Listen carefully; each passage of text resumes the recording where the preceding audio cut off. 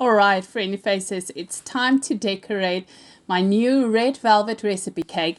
And I went to Instagram, asked a few colors, and I got red, pink, and black to use. So I decided to just start with the old favorite 1M nozzle. You get it with Wilton or Alteco, and just pipe it randomly all around my cake.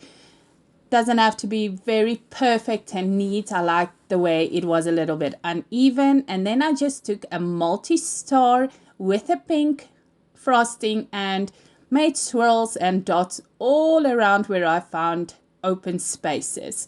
The next color, of course, was the black.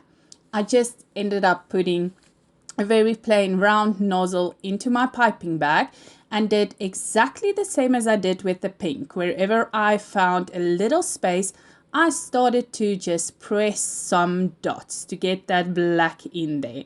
And just because I felt that all flowers need a little bit of leaves, I went and brought green in with a leaf nozzle. There's quite a few you can use these days, and just piped little leaves all around as well where I found all open spaces.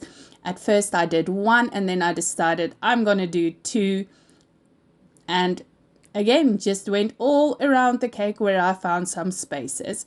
So if you like this decoration, let me know in the comments below if you would have changed the colors or thought it needed a little something different. Please let me know down below. I'd love to hear it. And if you do get a second to go to yolandieolech.com and try my red velvet recipe, I would love to hear what your thoughts are on it.